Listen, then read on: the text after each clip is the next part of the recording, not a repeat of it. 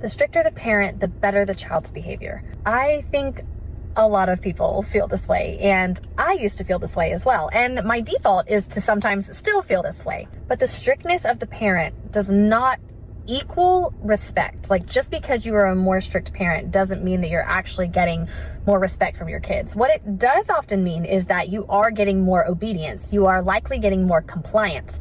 Unfortunately, it's oftentimes that you're getting those things out of domination, inflicting fear, inflicting punishments, maybe a more aggressive tone, or kind of like scaring your kids straight, which is what I think of when I read a sentence like that.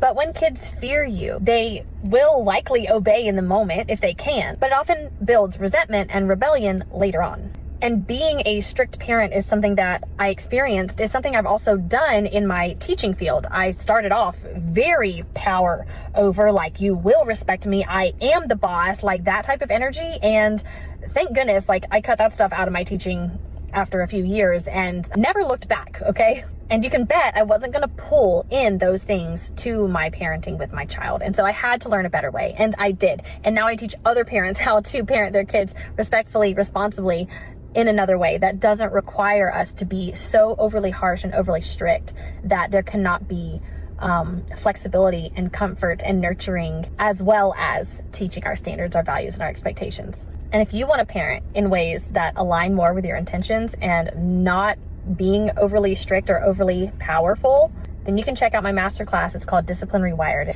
And it's going to help you get to the root of your discipline and finding out where you're pulling your discipline from and how to shift your discipline so that you don't have to be overly strict, but you can still enforce reasonable consequences and help your kids gain responsibility and respect without damaging the relationship between you. So if you want to raise respectful kids without the fear tactics, then check the link in my bio for Discipline Rewired.